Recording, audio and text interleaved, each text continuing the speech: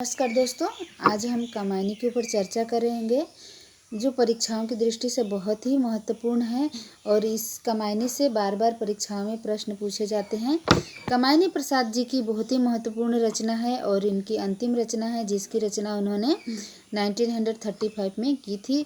और एक बात याद रखें दोस्तों, 1935 में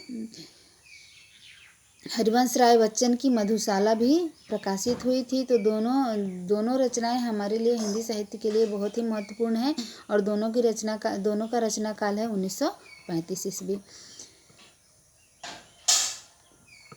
जयशंकर प्रसाद की अंतिम रचना कामायनी है। इस महाकाव्य की प्रधान पात्र श्रद्धा है। काम की पुत्री होने के कारण इसका दूसरा नाम कामायनी भी है। कामायनी में 15 सर्ग है। प्रथम सर्ग का नाम है चिंता और अंतिम सर्ग का नाम है आनंद। तो दोस्तों, ये इन सर्गों को क्रम से लगाने के लिए आता है। ऐसे पूछ लेते हैं कि 9वां सर्ग कौन सा है, 10वां सर्ग कौन सा है, तो हमें इन सर्गों को क्रम से लगाने के लिए आना चाहिए। प्रथम जो 3 सर्ग है दोस्तों, इनको याद रखिएगा। तीनों ये महिलाओं के नाम से हैं, जैसे चिंता, आशा, श्रद्धा। और लास्ट का जो सर्ग है जिसका नाम है आनंद, वो किसी पुरुष का नाम है।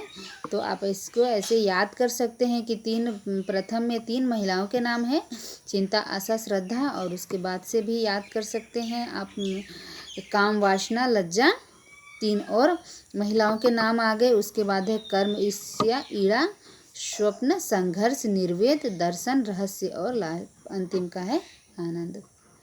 आगे बढ़ते हैं दोस्तों। कामायनी की कथा का आधार ऋग्वेद, छांदोग्य, उपनिषद, शतपथ ब्राह्मण और श्रीमद् भागवत है। घटनाओं का चयन मुख्य रूप से शतपथ ब्राह्मण से किया गया है।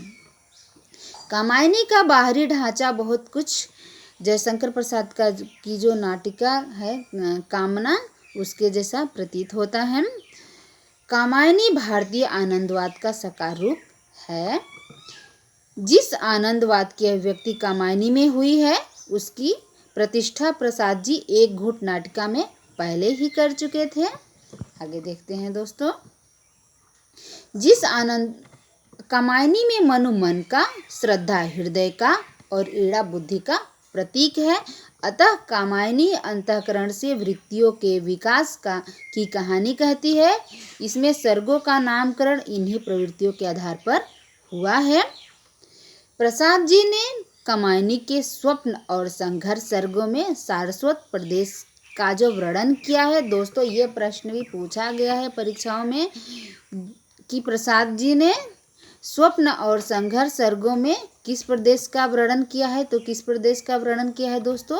सारस्वत प्रदेश का वर्णन किया है। याद रखिएगा, उसमें पूंजीवाद, सभ्यता और वर्ग संघर्ष का संकेत है। स्वप्न सर्ग में औद्योगिकरण का भी उल्लेख है। इन बातों को आपको ध्यान में रखना है। निराला जी ने सुधा में कामायनी की समीक्षा करते हुए उसे रहस्यवाद का पहला महाकाव्य कहा है। पूछ लिया जाता है दोस्तों कि ये पंक्तियाँ किसकी है, तो ये पंक्तियाँ किसकी है? पंक्तियाँ यह निराला जी की है। और किसमें कहा है दोस्तों? सुधा में। आचार्य नंदुरारे वाजपेयी ने कामायनी को मानवता का रसात्मक इतिहास कहा है।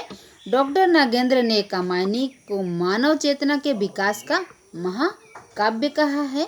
दोस्तों, अंत में डॉक्टर नामवर सिंह ने क्या कहा है उसको ध्यान से सुन लीजिए, क्योंकि वो भी परीक्षाओं की दृष्टि से बहुत ज़्यादा महत्वपूर्ण है।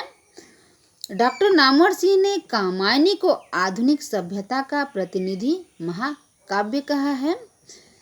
दोस्तों, तो ये थी कामायनी के बारे में बहुत महत्वपूर्ण जानकारियाँ। इन जानकारियों को आप याद कर लीजिए, किसी पेपर में लिख लीजिए, क्योंकि ये जानकारियाँ बार बार परीक्षाओं में पूछी जाती हैं। परीक्षाओं की दृष्टि से बहुत ही महत्वपूर्ण है।